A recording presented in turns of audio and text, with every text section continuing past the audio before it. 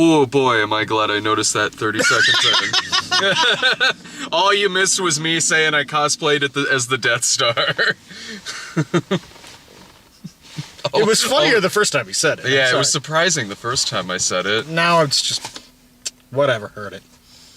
I'm old. My jokes are dated, damn. Anyway, we got out of Star Wars Rogue One. And it's perfectly fine. No, I would go as far to say a good movie. An excellent science fiction adventure movie. A great Star Wars movie? It's no Empire. It's the best prequel. It is easily the best prequel. It is easily the best prequel. When we were in the bathroom when we were in the bathroom after the movie, I heard someone behind me go, I don't know, I think that was the worst one ever. And I turned around, and it was like a 15-year-old kid, and I'm like, that's why. Okay. You're an idiot. Okay, it's like I have several issues with this movie. I do not think it's one of the best Star Wars movies. It's in worst ever. It's in the top 5. I would say it's, yeah, exactly. I agree. I would even put it in the top 4, maybe. There's shit about Jedi that still pisses me off. I like Jedi way better than this. Granted, yes, I did grow up with Jedi, so there is that whole factor. There's that bias. Beyond that, even objectively, I like Jedi way better than this for some pretty heavy issues that I do have with this movie. But this movie is not flawless by any means. No. It's got some... To me, it had one serious, baffling, painful flaw that I could not get over. Well, before that, you want to get into the positives first? Okay, the positives, acting's great. Yeah, stellar supporting cast. And the 2 leads were fantastic. I thought one of them was. I'll get into that in my negatives. Okay. One of the leads was very good, and the other one I thought was fantastic. I thought Old Boy was pretty damn good. No, he was great. Yeah. Yeah, there are some fantastic supporting players in this movie, and that ass-kicking robot, the Imperial bot... Alan Tudyk, man! Is that who that was? That was Alan fucking Tudyk. God damn, he was good. And he did motion capture. Badass. Like, really funny. Like, super funny. Like, he gets most of the jokes in the movie. Like, he most of the humor in it comes from that character. But he simultaneously throws out one-liners like it's nothing, like it's, and they, for more often than not, they land. And then, none of them seem terribly forced, which is something that you have a problem with a lot of times with a character that throws out one-liners. Yeah, none of them seem terribly forced to me. I mean, it's obvious they're putting them in there to kind of liven things up and have some humor to it, but he could say a joke, and then right after that, do something completely and utterly badass. Whether it would be like taking a stormtrooper and beating another stormtrooper with the stormtrooper in his hand. Yeah. Like, it was super cool. I also love how this looks like a 70s sci-fi movie. No. Aside from the CGI. Yeah. The hairstyle is totally 70s in this. No, they did a really good, because, I mean... This movie takes place directly before A New Hope. Yeah. The whole plot line is basically, at the beginning of A New Hope, and Leia has the plans to the Death Star. This is getting the plans to the Death Star. That's what this whole movie is. And because of that, it's like a World War II movie. It's like an Inglourious Bastards. No, they were storming the beaches in Normandy and shit. Yeah, and that's super cool. That is, I do love that. For this movie, and it ties in. They tie it in really, really well, and this has a fantastic third act.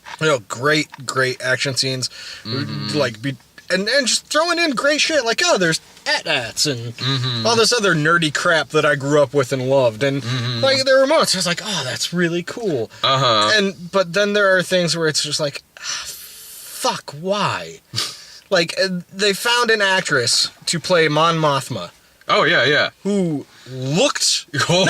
Holy shit. Exactly like, but so much like. But when you see frame 1 of that character, you know who that is. Exactly. I mean, from the trailer. You know who it is. Yeah. And it's obvious who it is. So my question is, why couldn't they do that with other fucking characters? With Peter Cushing? Oh my god. Okay. That's your fatal flaw of the movie? Or not fatal, but biggest flaw? It was distracting. Okay, so about a quarter of the way through the movie, you have this scene, and you see this character from the back, and you're catching you know, the outline of the body. Yeah. You see the hair, a little bit of bald spot. And You know who it is. yeah, it's like, oh, Yeah. fuck, that's Grand Moff. Yeah. And it's like, cool, I'm wondering, how are they going to play this? Peter Cushing's been dead a long Yeah. time. Yeah. Like, how are they going to play this? Like, are they going to have a look-alike? Is it going to be somebody in makeup? And it turns around, and the entire character is CGI. And it's great CGI. It is. But at the same time, the Uncanny Valley thing is there. So it looks like a fucking a really good video Yeah. game cutaway scene character yeah. interacting with real people. Uh-huh. And, CGI characters are great when they're not fucking human. No, yeah, totally. And that's the thing. And it's just like, okay, maybe if it's just a one-off, they wanted to show his face and deliver Right. a line, we'll let it go. But they kept fucking going back to it. He's in this quite a bit. Like 9 or 10 times they go Yeah. back to fucking Grand Moff Tarkin, and it's like, motherfucker, you could have done so much better. Like, if you had just got someone who looked a little bit like him, done some prosthetics and some makeups, Then, yeah. lit it fucking right, and just It wouldn't be the first time that a Star Wars movie has used another actor to play a pre-existing character. If they even do it in this very movie. yeah. And that's the thing. It's like I would have appreciated the effort Yeah. and been less distracted by any other option than a CGI rendering of Peter Cushing, whose mouth doesn't move. Quite right. Yeah, because it's not terrible, but it's not quite right. Well, here's the thing. It bothered you more than it did me, but here's why. Being in Chicago the last couple of days, there was a lot of people up there who had already seen this movie. Nothing was really spoiled for me about it, which, to be fair, there's really not that much to spoil about this movie. No, but, there's not. There's some appearances of characters. That you're I'll like, get to that in a second, but but one of the common complaint that everyone was hearing from the word of mouth was how bad that looked and how distracting the fake Peter Cushing was. So going into this, I was actually expecting a lot worse. Okay. I was expecting he's gonna look just as real as Jar Jar Binks or Jeff Bridges in Legacy. I was expecting that level of Uncanny Valley, and what it was it was just slightly distracting. it was slightly distracting. But then I was expecting just enough to take me out of it to think Well, about it's how off it was. It was distracting to me in the sense because you're constantly looking for flaws. No, exactly. You know? So, yeah. Exactly. You're constantly looking for flaws in this effect. Now, by all means, it's not a terrible effect. No, kudos to the animators. They did a hell of a job. The rendering's really good. It looks like Peter fucking Cushing. It does, and because of that, if let's say for some reason I didn't know he was dead, or I just don't. Let's just say for some reason I didn't know that was an effect. I don't know if I would have realized it watching it. I would have thought it's there's something off looking about it a little bit. Right. But I probably wouldn't have thought it wasn't an actor there on screen or whatever it is they did with it. However they did, but that's the thing to me is it was they tried their hardest and I'll give them credit for a good effort. Yeah. I really will. Absolutely. But at the same time, for me, if they had just if you're gonna do that, make it quick. Do that one line he was gonna give, and then there was no need to keep going back to him. It wasn't necessary to the plot of the movie. Now he looked okay. From here on out, we're going to be getting into spoilers. So if We've already gone into some spoilers. some, but here definitely. So stop here if you're planning on seeing this. He looked better than Carrie Fisher did at the end of this movie. Okay, yeah. At the end, they open the door. There's this figure in a white hood, and you're like, it's Princess Leia. We know Hand who her it the is. fucking disc. You don't have to show her face. And her, and I the whole time I was like, don't turn around. Don't do this again. And not only does she, but they end it on the worst shot in the movie, and they end it with one of the corniest pandering ass lines in the movie. For a third act that was great until that last 5 seconds. Holy shit, this is right after we see Darth Vader doing some pretty fucking badass shit, which we haven't seen in a long goddamn time. Yeah. We see him doing badass shit, which was really cool for how much boy, did those prequels really neuter that fucking character horribly. It was nice seeing him doing something really scary and badass. So, and anyway, and also we have that scene of the two main characters on the beach at the end, which is gorgeous, which was a gorgeous, haunting, chilling shot in the movie. And then it ends in this awful Princess Leia thing with this horribly corny line that was part of an issue I have with this movie. There was a couple real cornball fan service lines that it was like, oh fuck you, man, we've seen the movies. You know, that shit wasn't necessary. Like The Force Awakens had fan service. It did, but it was part of the plot. It was or even the stuff that was like straight up fan service was at least like fun. Like Han Solo finally shooting Chewie's fucking bow. At least it was fun. At least it was, and at least it was like, okay, why wouldn't that happen in this scene? I can buy that this is happening in this scene. In this, I don't need characters saying other characters' catchphrases. Yeah. I didn't need C-3PO or R2-D2 showing up to say one thing. Completely unnecessary. Like, that took me out, too, because and people in the audience were into it, and I was like, but why is it there? Because it's a midnight screening. Like, No. I've done this rant before, I'm sure. When you're at a movie, and the movie ends, don't fucking applaud, because nobody who worked on that movie is in the theater with you unless you're at the premiere. If you're at the premiere, fucking applaud. Even if it's bad, applaud. Be nice. I know it's people just like showing their joy. It is, and this is. It's not like we're one of those things that annoys me. It's not like we're seeing this on a Saturday afternoon matinee. It is a pre-screening. No. There are people there dressed in costume. Of course, there's going to be applause at the end of it. I will say, as opposed to every Star Wars movie that I've seen at a premiere, the audience we were with at least kept their fucking mouth shut during the movie. Absolutely, they did. Yeah. I remember, this was a long time ago, but it was the second prequel. Oh, yeah. And I was at it, I think, with my mother. And when Yoda pulled out his lightsaber, the entire audience in the theater cheered for like 5 minutes. And I was sitting there going, I came here to watch the fucking movie. Shut up. I saw that on the midnight screenings, and when that happened, I didn't know what to get more mad at. The fact that the movie did that, or the fact it was getting applause. Fuck. I'm so angry. I was just sitting there like, I kind of just want this movie to end. Fuck. Well, and that's what the prequels were good at, was just me wanting them to end. just destroying the mystique of something that was special because it had mystique. Yeah. You know? And this movie doesn't ruin any kind of mystique. No, it doesn't. It feels like a natural. No, it does. Like the prequel should have been this. Yeah. Oh God, yeah.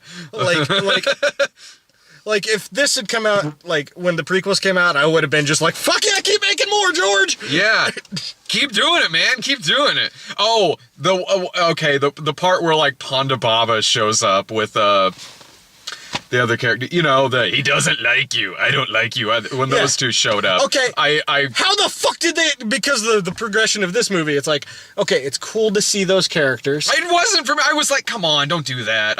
That was another part where I was like, I don't need that there. That's the kind of fan service I'm not that cool with. Sure, sometimes it can be integrated fine, and a quick thing like that can be integrated fine into something. Like, yeah, I'm sure I can think of an example where something like that has worked fine. In this particular case, no, I didn't need that. You know, if they had been on Tatooine, I'd be like, hey, that was fun.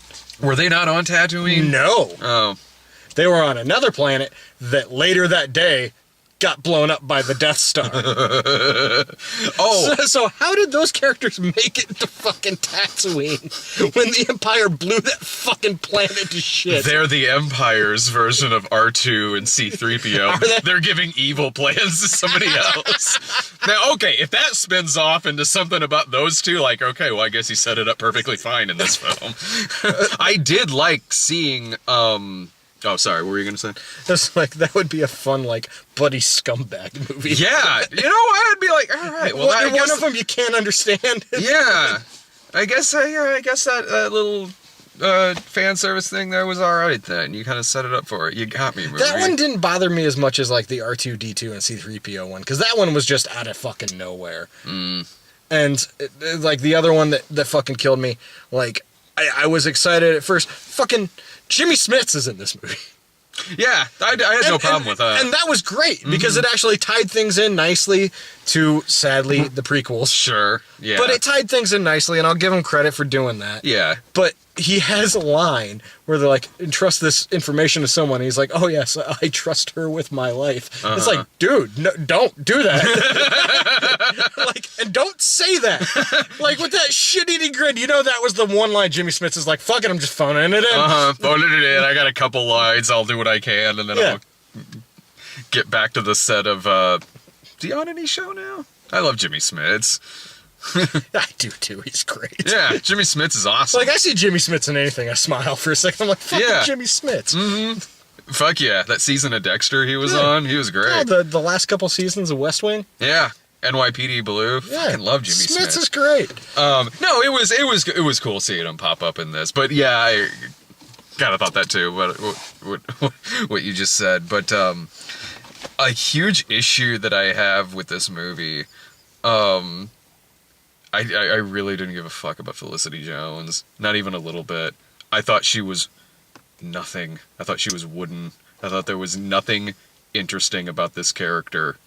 At all. There was no humor, there was no charisma, there was no charm, there was no intimidation, there was no badassness, no coolness, nothing. And I don't need all of those things, but I need one of those things. I didn't think she was bad by any means. She's too wooden to be bad in this film. I didn't even think she was wooden. Oh, God. I just... It was a nothing. There was nothing about that character.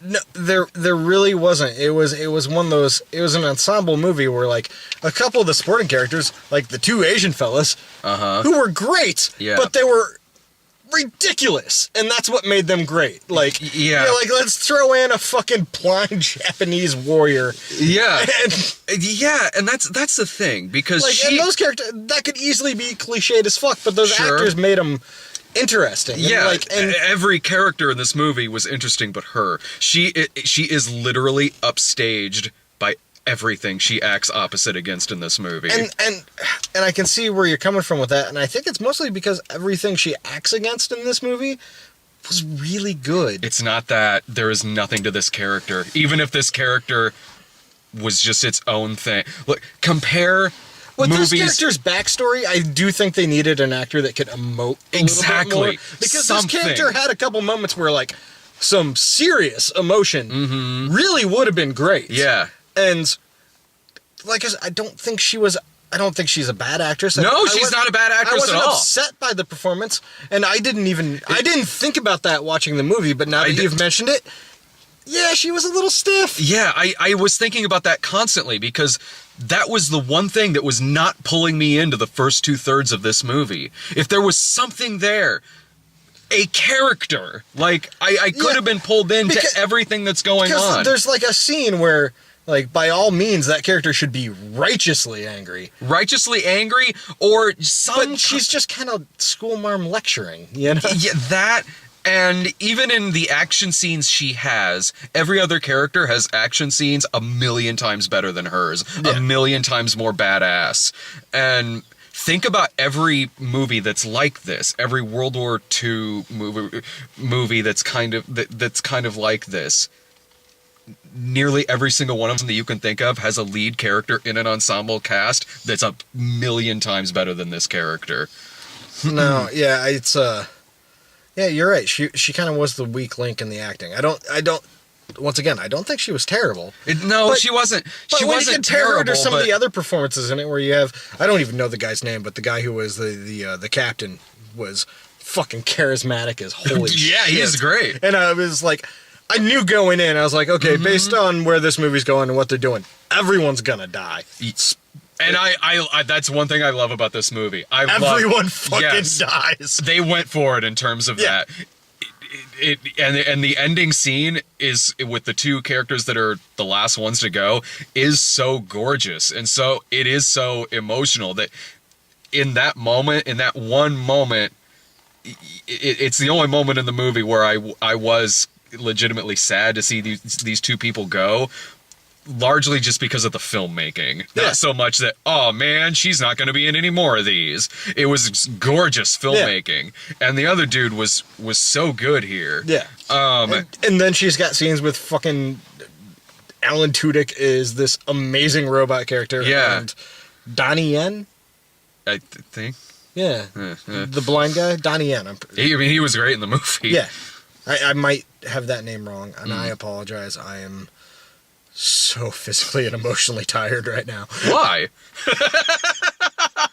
Stay at home, Dad! I've seen Mr. Mom. Your life should be hilarious. Today, my daughter pooped so hard, it came out of the diaper, up the back, to her shoulder blades. That was me. While I was hungover. holding her on my chest. So she shat between us. Yeah, well, you can blame her all you want, but I paid her $20 to do that.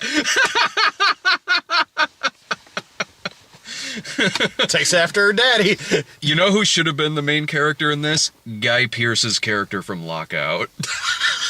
Tie that into this. How amazing would this movie be?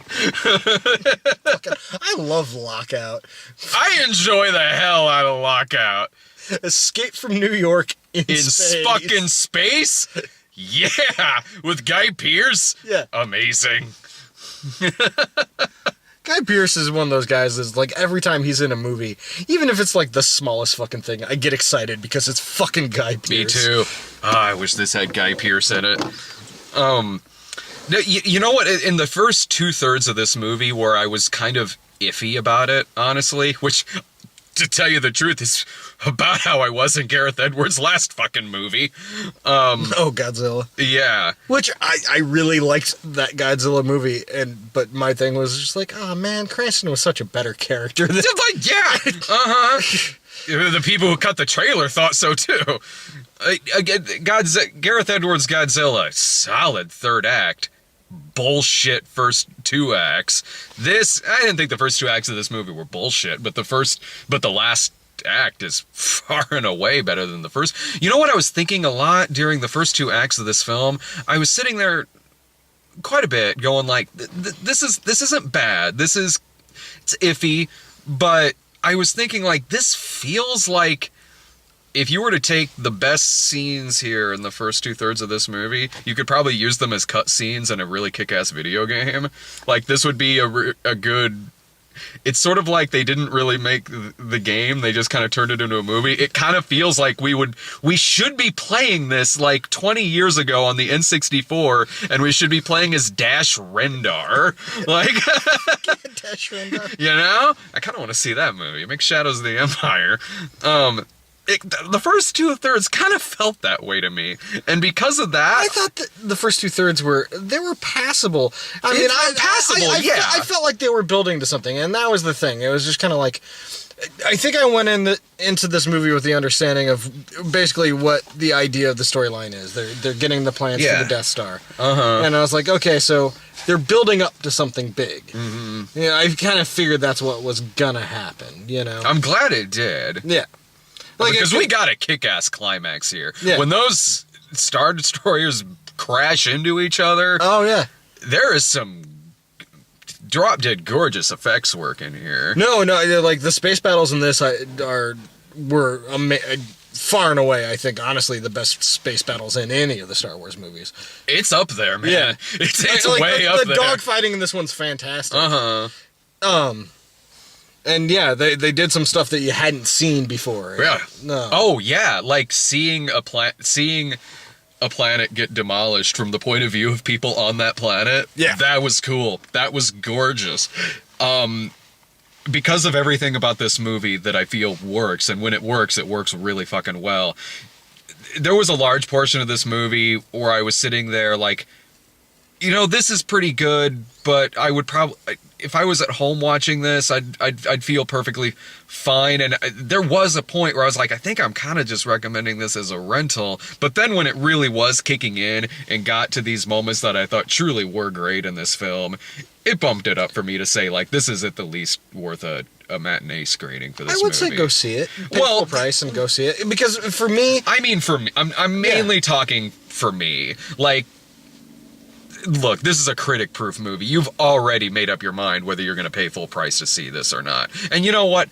Go for it. Fine. There's nothing wrong with paying full price to go see this movie. For me, personally, what I loved about this movie mixed in with what I really didn't like about it and what I thought were kind of misses about the movie, I think it's an absolutely really solid matinee flick.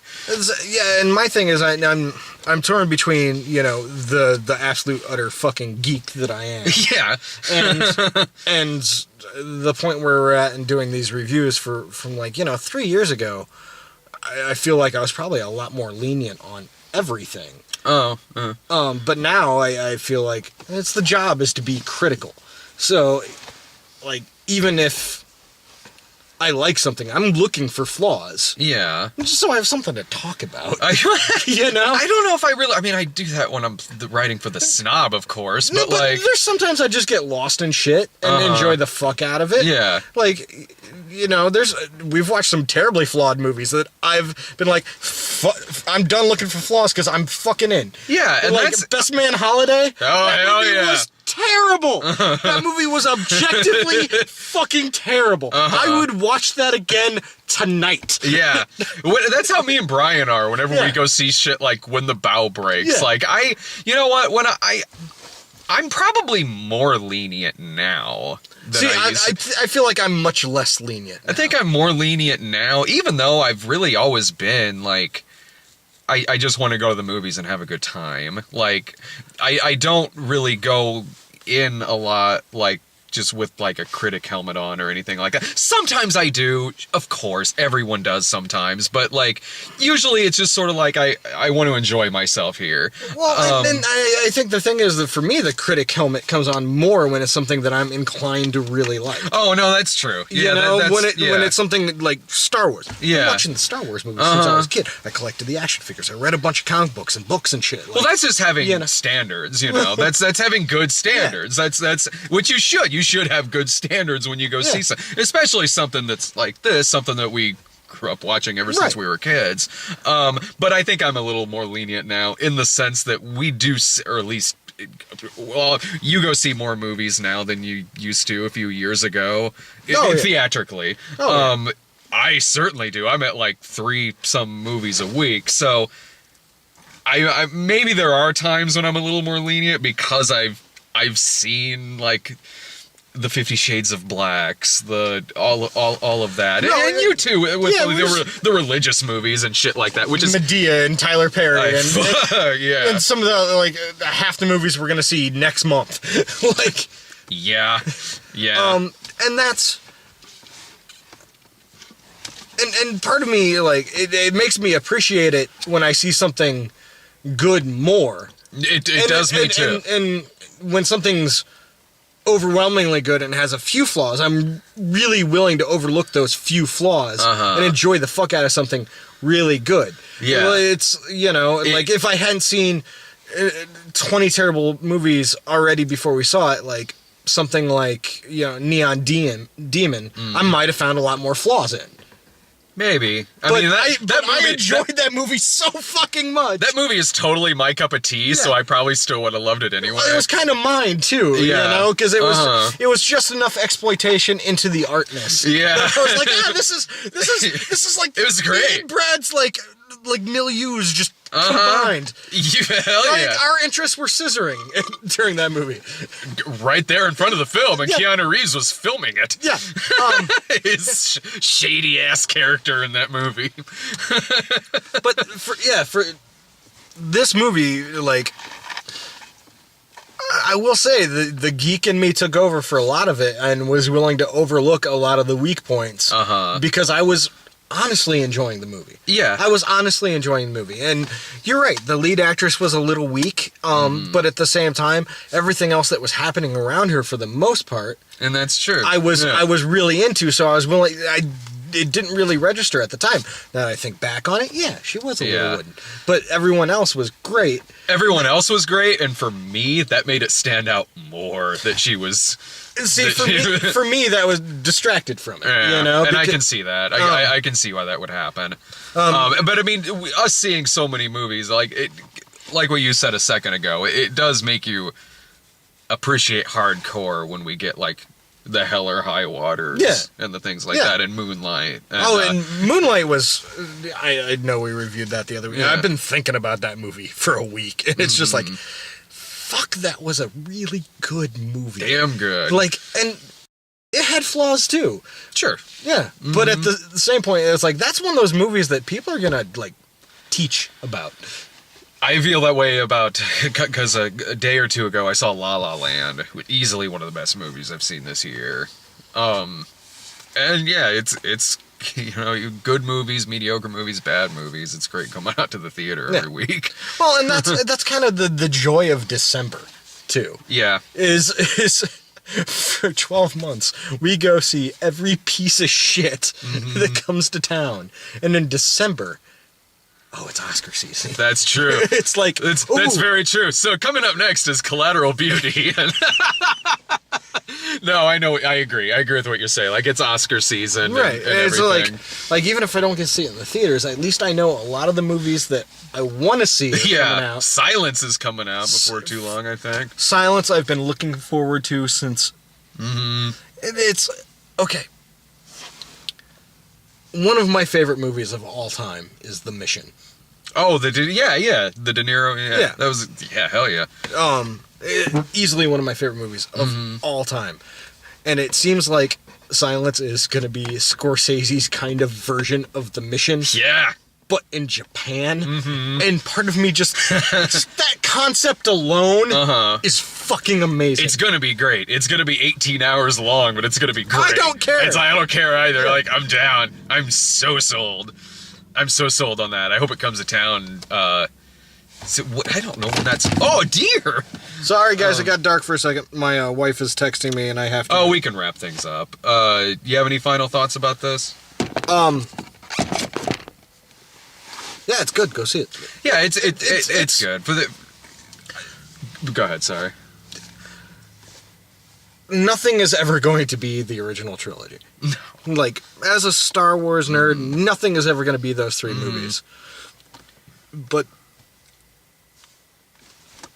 if you're expecting someone else to, like, take the reins and make these movies and try and make them good, honestly, I think the last two, I think Disney's found a good formula. Yeah. And I'll give them fucking so much credit for this. I know this is part of a franchise, but this is not a franchise in itself. Like, this movie had a definite fucking end. Yeah. There is no space for a sequel. And anymore, for a major blockbuster movie, that's fucking ballsy. That's true. And I give them so much credit. I do too. It's one of my favorite things about this movie. Yeah. It absolutely is. It's part of why I think the last act of this movie is so great.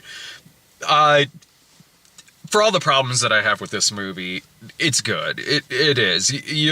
There's things about it you'll really love. There's things about it that'll annoy you, I'm sure. But like, when it works, it really fucking works. So I mean, overall, I recommend the movie. I mean, for me personally, I think it's more of a matinee. But I mean, you're already probably planning on paying full price to see this, and you'll be fine. Yeah, and no matter what time you see it at. It is, it's a Star Wars movie. It's an epic movie with space battles and a big score. And, see it on the big screen. Yeah. Because shit like this is what we still have theaters. Yeah, exactly. Exactly. Yeah, check it out in the theater. Coming up tomorrow, Sarah and I are seeing Collateral Beauty. I honestly can't wait. My poor fucking wife. My poor put upon wife. See ya.